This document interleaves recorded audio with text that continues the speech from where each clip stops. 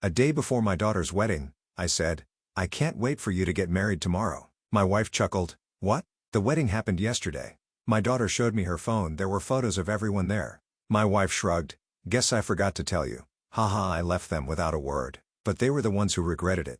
I should have known. Looking back now, all the signs were there. Little moments, offhand comments, subtle shifts in behavior that, had I been paying attention, would have told me exactly where I stood in my own family. But I wasn't paying attention. I was too busy being the provider, the dependable one, the fool who thought love and sacrifice were enough to keep a family together. I was wrong. Let me introduce myself. My name is Malcolm. I'm 58 years old, and for the better part of my life, I did what a good husband and father was supposed to do. I worked hard. I built a life for my family. I provided, protected, and made sure they had more than I ever did growing up. I wasn't born into wealth. No silver spoon, no inheritance waiting for me at the end of some trust fund. I worked for everything. I started at a small accounting firm, climbing my way up the corporate ladder while Deborah, my wife, stayed home to raise our daughter, Sophia. It was a role we both agreed on. She wanted to be there for Sophia full time, and I wanted to make sure they never had to worry about money. So I worked hard. Late nights at the office, missed weekends, skipped vacations, all of it to make sure my family had the best. I bought us a comfortable house in Rosewood Heights, a quiet suburban neighborhood where kids rode their bikes down the street and families gathered for Sunday barbecues. I made sure Sophia went to the best private schools, paid for every extracurricular activity she wanted, and when the time came, I wrote the check for her entire college tuition. Debt-free. No loans. Just a father taking care of his daughter. And I never once asked for a thank you. You see, I never needed gratitude. That wasn't why I did it. I did it because they were my family. My wife, my daughter, they were my world. But somewhere along the way, something shifted. Maybe it was subtle at first. Small moments I brushed off because surely my own wife and daughter wouldn't take me for granted. Like the way Deborah started making financial decisions without me. Small at first. An expensive piece of furniture here, a last-minute vacation there. Whenever I questioned it, she'd wave me off saying, "You can afford it, Malcolm. Why are you making a big deal?" Or the way Sophia's gratitude became expectation. She never hesitated to ask for money, new clothes, trips with friends, an apartment in the city, but the words "thank you, Dad" became rare, almost non-existent. Then there was the wedding. When Sophia got engaged to Tyler, a corporate attorney from a well-off family, I was thrilled for her. I offered to pay for the wedding despite Tyler's parents insisting they could handle half. "No," I had said, smiling at my daughter, "this is my gift to you. I want you to have the wedding of your dreams." I should have seen it then. The shift in Sophia's expression, the way her eyes flickered toward her mother as if silently confirming something between them. I should have paid attention when Deborah started making all the decisions without asking for my input. The venue, the guest list, the catering, all handled by them. While I signed the checks like some faceless sponsor, I should have noticed the way they never talked about the wedding when I was around, but I didn't. Because why would I? Why would I ever think that my own wife and daughter would exclude me from the very wedding I paid for? I ignored the signs. I told myself it was just pre-wedding stress, that they'd include me when it mattered. I was wrong. A day before what I thought was the wedding, I walked into the kitchen, smiled at Deborah, and said, "I can't wait for the wedding tomorrow." And that's when she laughed. Not a nervous chuckle. Not a guilty giggle. A full-blown amused chuckle as if I had just told the funniest joke she'd ever heard. "What?" she said, still smiling. "The wedding happened yesterday." That moment, that exact moment split my life into two parts. Before that moment, I was Malcolm, the devoted husband and father, the provider, the man who did everything for his family. After that moment, I became something else. Because standing there in my own kitchen, staring at my wife's smug expression, I felt something inside me snap. Not in rage, not in heartbreak, but in cold, quiet realization. They had never planned to invite me. This wasn't some scheduling mistake. They had deliberately left me out. I turned to Sophia, waiting for her to correct her mother. She didn't. Instead, she hesitated, then picked up her phone, tapped the screen a few times, and held it up for me to see. There they were, all of them. Deborah, Sophia, Tyler, the in-laws, my siblings, my nieces and nephews, smiling, laughing, celebrating at a wedding I paid for without me. My heart pounded in my chest, but my face remained calm.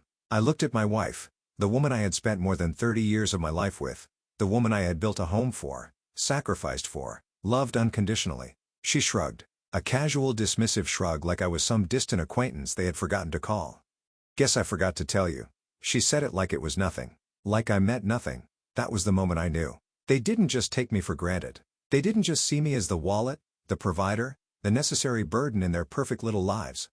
They saw me as irrelevant. I set my coffee mug down on the counter, carefully, without a word, without a reaction. Deborah raised an eyebrow, waiting for me to explode, to yell, to demand an explanation. Sophia shifted uncomfortably, sensing that I wasn't reacting the way she expected. I didn't give them the satisfaction. I turned around, walked to the hallway, grabbed my coat from the rack, and stepped outside into the cold air. No yelling, no questioning, no begging to be included. Because in that moment, I realized something they had failed to consider. I had spent my whole life taking care of them, but they had never once considered what would happen if I decided to stop. I pulled out my phone, scrolled through my messages. No missed calls, no texts. I wasn't an afterthought. I wasn't a thought at all. I took a deep breath, exhaled slowly, and whispered to myself, let's see how much they laugh when I walk away for good. Because that's exactly what I was about to do, and they were about to regret every second of it. I stood outside my own house, the cold air biting at my skin. But it was nothing compared to the chill that had settled deep inside me. I should have been angry, furious, heartbroken, but I felt none of those things.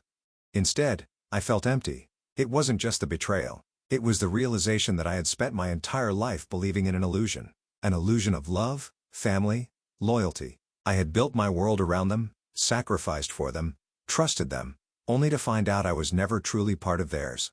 They hadn't forgotten me. They had excluded me on purpose. That fact settled in my bones like an unbearable weight, heavier than any exhaustion I had ever felt before. I stared at my phone, my fingers numb from both the cold and the silent rage curling in my gut. No missed calls, no texts, no last-minute explanations, nothing. Not even a fake attempt to cover up what they had done. I exhaled slowly, watching my breath cloud in the winter air, and did something I never thought I'd do. I opened my banking app. For the first time in decades, I looked at my finances not as a provider, not as a husband or father, but as a man who had been used. A man who had been nothing more than an ATM to his own family. There it was, every mortgage payment, every credit card bill, every check sent to Sophia, every monthly deposit into Deborah's personal account, all done by me for them. And they had the audacity to throw a wedding without me? I inhaled sharply, my fingers tightening around my phone as I scrolled through my transactions. The wedding payments, every single venue deposit, catering expense, floral arrangement, dress fitting, and luxury honeymoon package had been covered by me.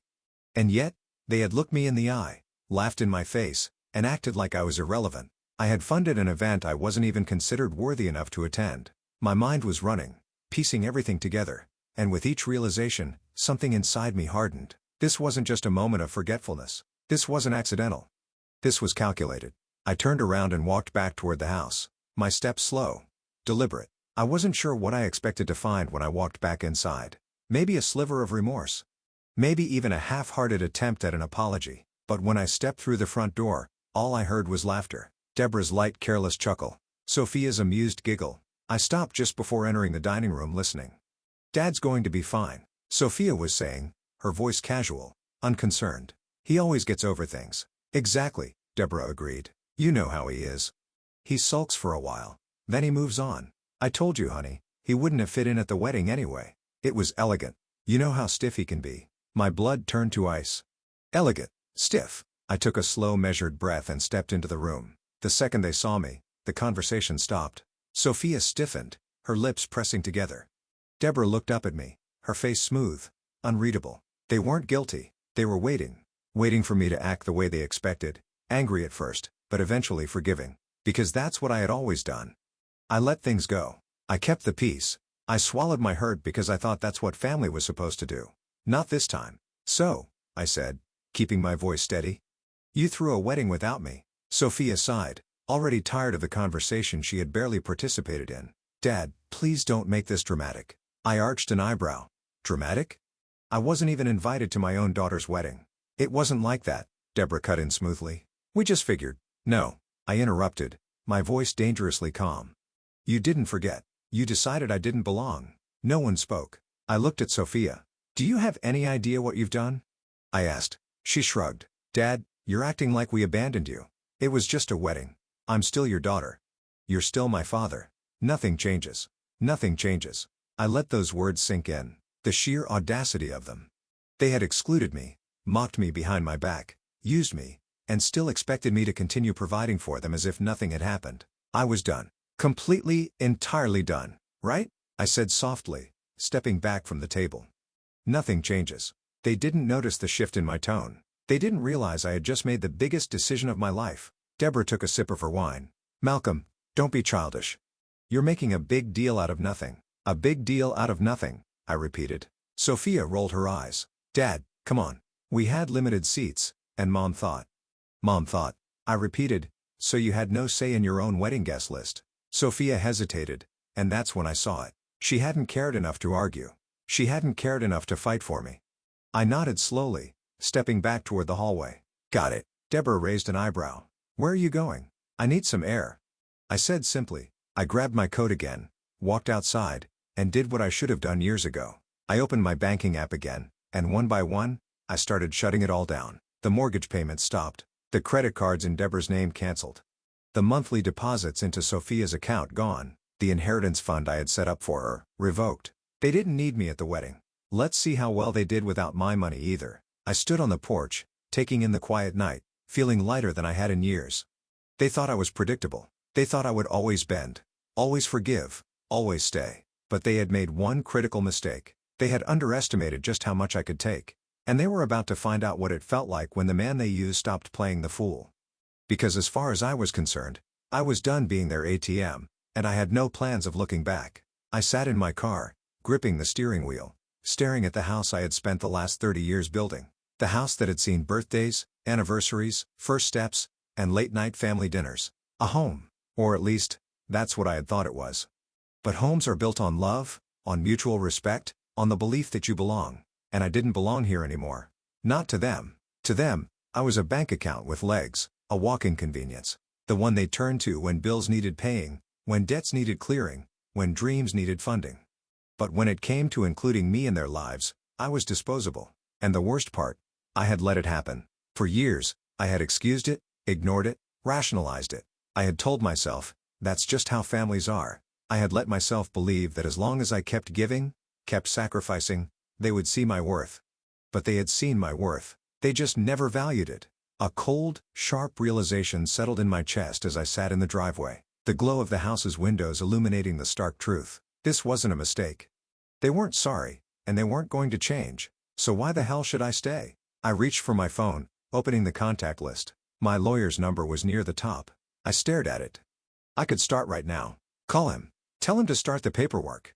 Divorce. Financial restructuring. Asset liquidation. Everything I had built for them. The house, the credit cards, the safety net. It all existed because of me. And if I walked away? If I truly, completely walked away? They had nothing. I let out a slow breath, pressing my thumb against my phone screen. But I didn't call. Not yet. Because I wasn't done. Not yet. I pushed the door open, stepping back into the freezing night air. My breath fogged in front of me as I walked back to the house. My footsteps deliberate, my heartbeat steady. I wasn't going to scream. I wasn't going to argue.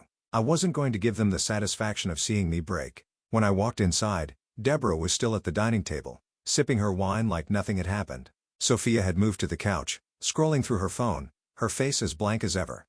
I stood in the entryway watching them. They didn't even flinch, didn't look guilty, didn't even try to explain themselves. Because why would they? They thought they had already won. That I would get over it like I always did. That I would sulk for a few days, then go back to paying for their lives like nothing had happened. I let the silence stretch. Then, finally, Deborah sighed, setting her glass down with a soft clink. Are you done being dramatic? I smiled. Not because I was amused. Not because I found any of this remotely funny. But because I knew something she didn't. I wasn't being dramatic. I was being done. Oh, I'm done all right. Her eyebrows knitted together, the first flicker of something that almost looked like unease crossing her face. Look, Malcolm, she said, exasperation in her voice. I know you're upset, but it was just a wedding. You're acting like we burned the house down. I tilted my head slightly. That's an interesting way to put it, Deborah. Because in a way you did, she scoffed. Oh, come on. I turned my gaze to Sophia. And you? I asked. Nothing to say? Sophia barely looked up from her phone. Dad, you're taking this way too seriously. We didn't mean to hurt you. Mom thought, I repeated. Sophia hesitated, then shrugged. Look, I just went along with it. It wasn't personal. Not personal. My own daughter had chosen to go along with excluding me from her wedding, had smiled for the cameras, danced under the lights, toasted to her new life, all while knowing I was sitting at home, thinking I still had a place in her world. And it wasn't personal? I felt something deep inside me go quiet. Numb. "All right," I said simply. Deborah frowned. "All right. That's it. That's it." I turned, walked down the hall and into our bedroom. I didn't slam the door, didn't rip things off the walls, didn't throw things into a suitcase, because this wasn't some spur-of-the-moment reaction. This was deliberate, planned, final. I pulled open the closet, grabbed a duffel bag, and started packing. Shirts, pants, the essentials. I didn't need much because I wasn't planning on coming back. Behind me, I heard Deborah's voice float in from the hallway. "Oh, stop it, Malcolm. You're not leaving. Where would you even go?" I zipped up the bag, swung it over my shoulder, and stepped into the doorway. "I don't know," I said honestly, "but wherever it is, it'll be better than here." For the first time that night, I saw it. The first real flicker of fear in her eyes because she hadn't expected this. She had expected resistance, expected anger, expected me to throw a fit but eventually stay. She hadn't expected me to walk away. I brushed past her, feeling the weight lift off my chest with every step I took toward the front door. "Malcolm," she called sharper now. "You're being ridiculous." I didn't respond. I didn't even look back. I just walked one step after another. And then I reached the front door, wrapped my fingers around the handle, and opened it. The cold air rushed in, cutting through the warmth of the house, our house. No, not anymore. Not ours. Not mine. Just theirs. And they could keep it because I was done. Completely, entirely done. I stepped out, letting the door shut behind me with a soft click. And I didn't look back. Not once. Not when my phone started buzzing in my pocket. Not when Deborah called my name again, her voice edging towards something almost panicked. Not when I got into my car, started the engine, and pulled away from the house I had built with my own hands. I had walked away from a lifetime of sacrifice. And for the first time in 30 years, I felt free. They thought they had won. They thought they could laugh it off, brush it aside, let time smooth over the wounds they inflicted. But they had no idea what was coming next. Because the thing about taking someone for granted, you never realize what they truly gave you until they take it all back. I drove through the quiet streets of Rosewood Heights, my fingers gripping the steering wheel tighter than necessary. The streetlights cast long shadows across the road, their glow blurring slightly as my vision swam with the weight of the evening. I wasn't angry. I wasn't sad. I wasn't even shocked anymore. I was just done. Done pretending. Done excusing. Done sacrificing for people who had made it abundantly clear that my worth to them began and ended with how much money I could hand over. It was a strange thing to realize that the family you had built your entire world around had never truly considered you a part of theirs. And now, they were about to feel what that meant. As I pulled into the parking lot of a small motel on the outskirts of town, I reached for my phone. Not to call Deborah. Not to respond to the barrage of messages and missed calls that had started the moment I walked out the door. I had no interest in what they had to say. Instead, I opened my banking app. For years, I had handled our finances alone. It had been a necessity, really. Deborah had never cared about managing money, and Sophia had never been interested in understanding where all the luxuries she enjoyed came from. So I had managed it all. The mortgage, the credit cards, the savings accounts, the monthly deposits into Sophia's checking account, the household expenses Deborah never even glanced at, the medical insurance that covered not just my family, but her mother as well. I had funded their entire world, and they had laughed in my face. That ends tonight. With a few taps, I froze the joint account Deborah had access to. Her credit cards? Cancelled. The mortgage auto payments? Stopped. The monthly allowance Sophia received like clockwork? Gone. I moved my personal savings into a new separate account, one with only my name on it. I wasn't a fool. I knew Deborah would see the changes soon. She'd call the bank, try to override the restrictions, throw a fit when she realized that for the first time in her life, she had no control over me. And then she'd panic. And that's what I was waiting for. I set the phone down, leaning back against the cheap motel headboard, staring at the ceiling. For the first time in my life, I felt light. I had spent decades giving. Tonight, for the first time ever, I had taken back. And they were about to realize just how much I had given them. The first signs of desperation. I woke up to 26 missed calls. I let them sit there untouched as I went about my morning. By the time I had showered, grabbed coffee from the lobby, and stepped outside into the crisp morning air, the messages had started rolling in. First, Deborah. Malcolm, what the hell is going on? My card just got declined at the store. Did you forget to pay the mortgage? I just got an email about a late fee. Call me now? Okay, this isn't funny. My accounts are frozen. I can't access anything. Fix this. Then, Sophia. Dad, my card isn't working. Did something happen with the bank? Dad, answer me. Mom's freaking out. Okay, seriously, what's going on? I have bills to pay. Are you mad about the wedding? Come on, Dad. It wasn't personal. You're making a huge deal out of nothing. Oh, there it was. The entitlement, the casual dismissal, the assumption that I would cave. They still didn't get it. They still thought I was playing a game. I smirked, sipping my coffee as I scrolled to the next message. Deborah again. Malcolm, you are acting childish. You can't just cut us off like this. We are your family. There it was. The family card. I exhaled slowly, setting the phone down. They weren't worried about me. They weren't calling because they had realized their mistake. They were